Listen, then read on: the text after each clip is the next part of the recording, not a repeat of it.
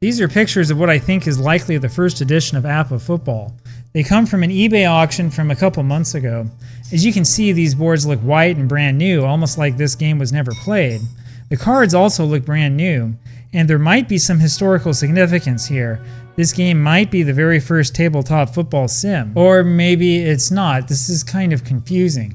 I've set out to try to figure this out once and for all. Was APBA Football the first of its kind, or did somebody else beat the game to the punch? Okay, as you probably already know, there are quite a few tabletop football games out there. Some of these games are really good. In fact, some of these are games you've probably heard of even if you've never played them. Other games might be a little bit more obscure but are well known among hardcore tabletop sim fans. Some of these games are newer and have a really strong reputation, and some of these are games that I've talked about already. You might wonder if it's really worth it to dig in deep and figure out which one was first. I guess this is not a life or death question, but it's something that's really interesting to me. Now, first of all, we kind of need to define what we mean. When I'm talking about a football sim, I'm talking about a game that has differentiated ratings for each individual player. It also needs to be a game that lets the player decide which play to call in any given situation, both on offense and on defense.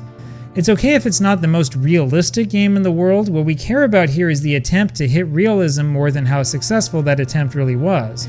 And I do think that APBA was the first game, so let's take an in-depth look at the APBA football game and see why it fits the requirements. I'm pretty sure that these are the original instructions for the oldest version of APBA Football based on a number of scans and websites that I've seen. Now, as you might already know, APBA started out in 1951 with a baseball game that turned into a big hit. That baseball game itself was based on an old and obscure 1930 game called National Pastime. The game revolved around coded cards that looked like these. The black numbers represent dice roll combinations. Now in the APBA world, you combine two dice, a red one and a white one, to get a two-digit number. This ranges from 11, a red 1 and a white 1, up to 66, a red 6 and a white 6. That dice roll number gives you the play result number, which is in red on the card.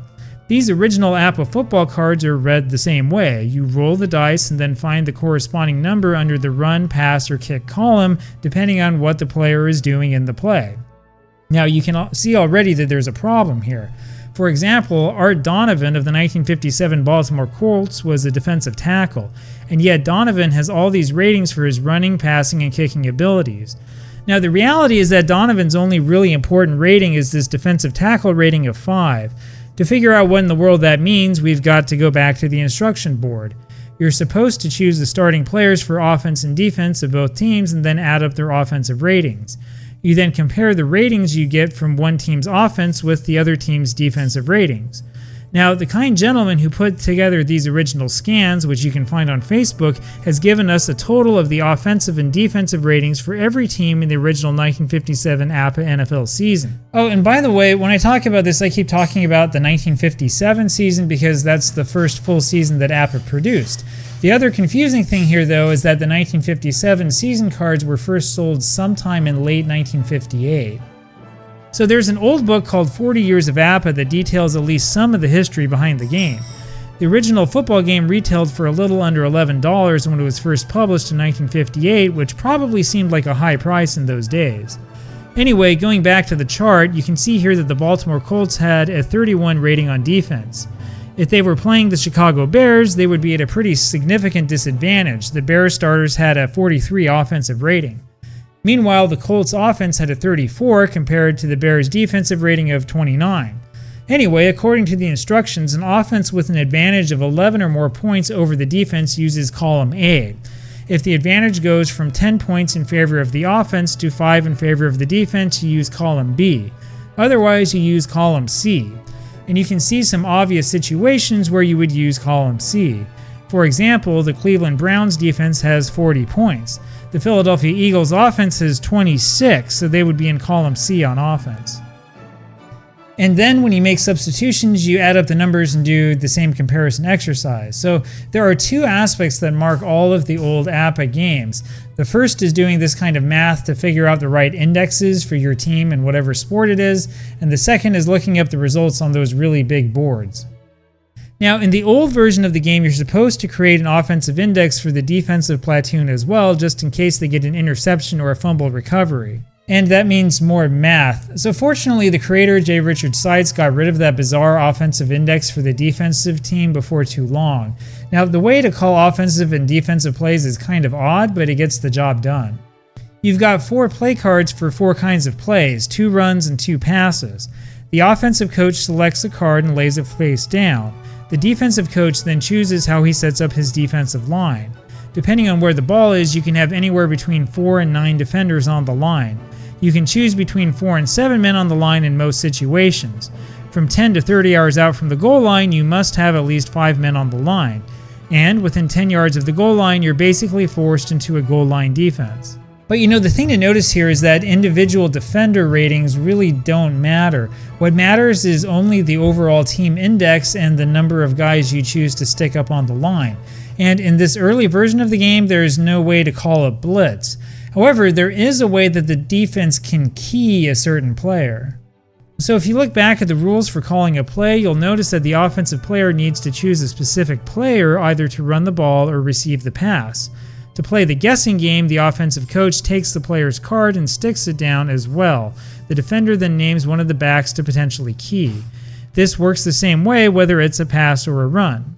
So in other words, defense is mostly about selecting the number of guys you want up on the line and guessing which player the offense will give the ball to.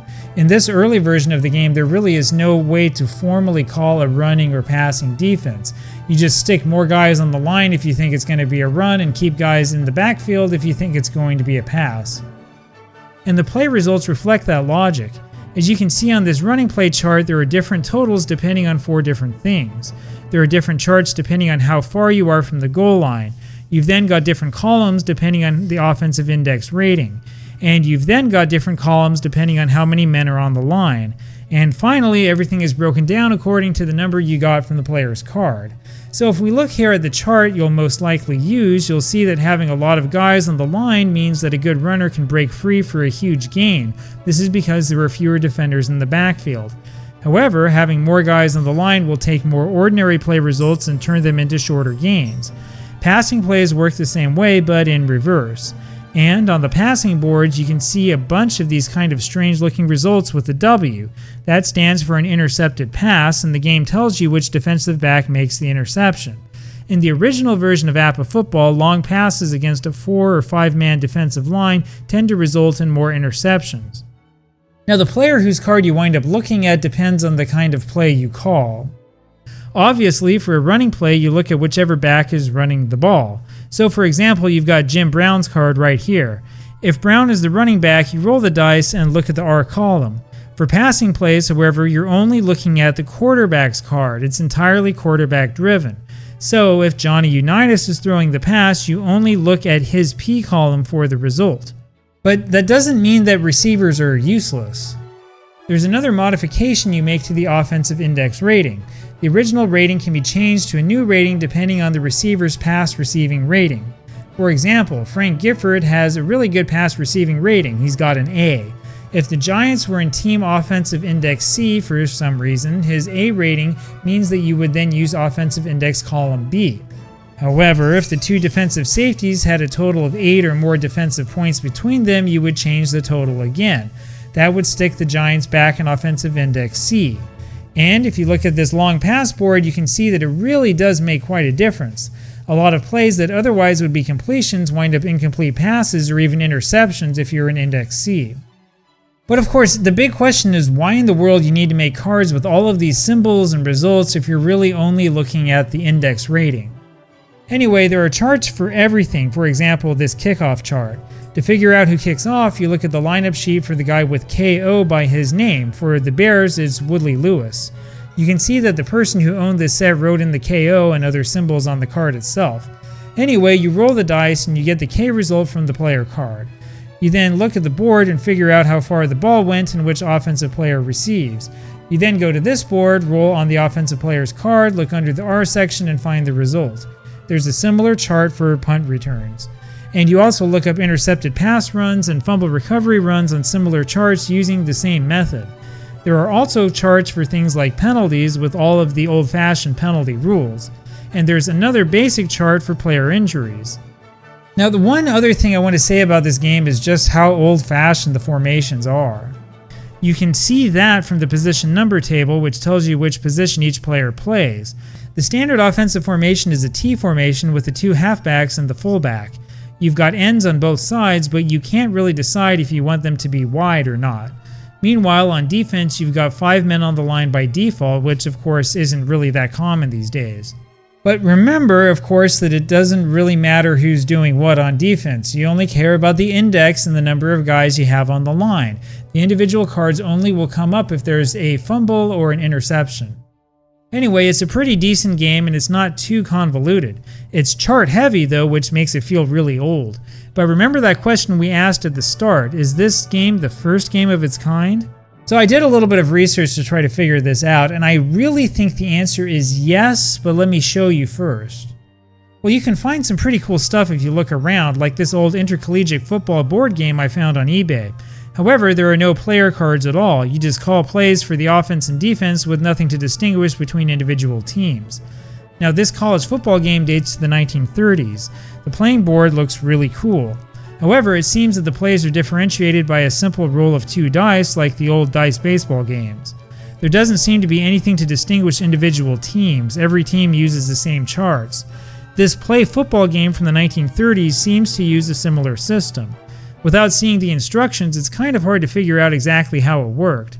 However, my guess is that there was a mechanism to determine whether the offensive or defensive team won the play. You then use these charts and the 2 dice method. Notice, by the way, the kind of odd yard markings on the field. I found this Big Ten football game from the 1940s as well. But again, the play results are determined by a really generic chart with no real reference to teams or individual players. When we hit the 1950s, we see games like All-American Football. This seems to have been a spinner-based game, but it looks like the spinners only differentiated individual plays. This seems to me to be the football equivalent of the old All-Star baseball game that was made in the 1940s. Except, of course, there doesn't seem to have been anything differentiating individual players. Now, the other way we can figure this out is by checking out the original patent for the APBA football game. And here it is, filed December 12, 1958 and approved on July 10, 1962. Now, I wouldn't recommend actually reading through this thing, it's really boring.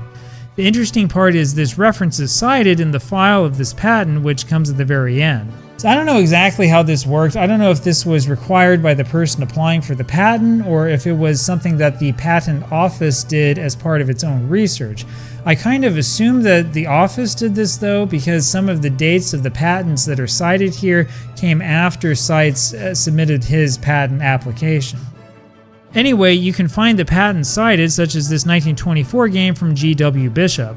The board looks fascinating. However, that game only used this simple play chart. There was also this football game Apparatus by H. Robertson, also from 1924.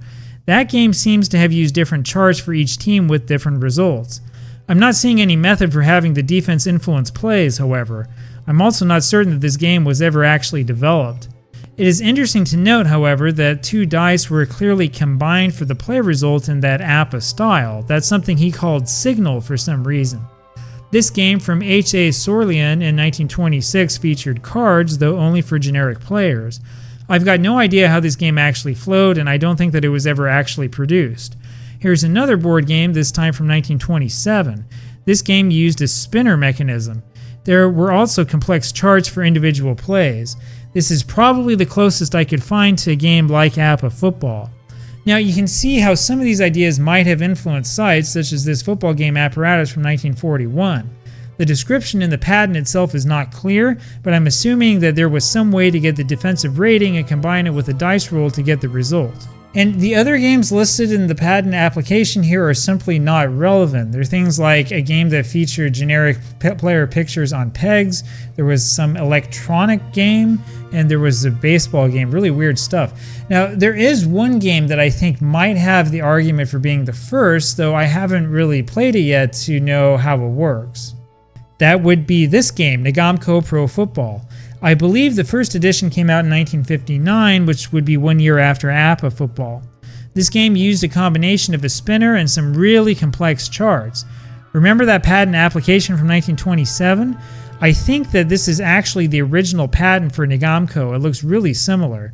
You've got different letter indexes and different results depending on the number that you spin. and team abilities seem to have been described on these generic team cards.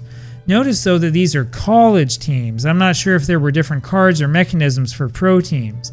These teams are also from 1970, so I don't know what's going on here.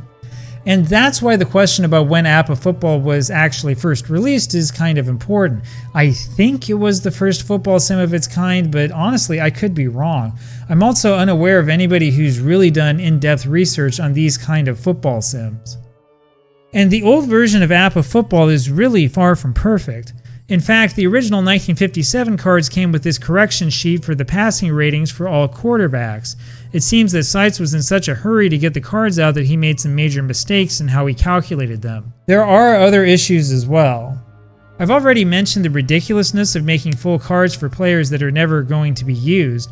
I mean, what's the point in making a full card for an offensive lineman in this game?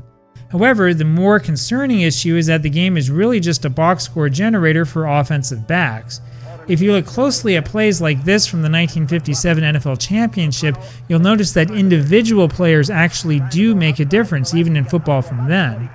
Look at it more slowly. You can see the defenders hesitating for a second and then overcoming blockers to prevent the run from going anywhere.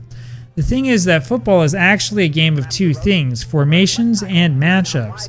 On plays like this, if you look away from the ball, you can see how the defensive end decided to stay home. He makes the big play for the loss. This is one of the reasons why I prefer systems like 4th Street Football with an emphasis on both formations and on individual matchups.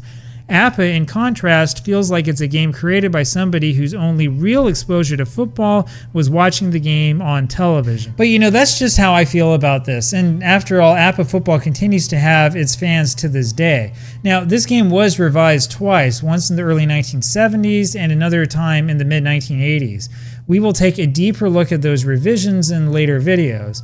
In the end, though, I think that we can tentatively say that APBA was probably the first of its kind, though I would be really interested if you've found anything else.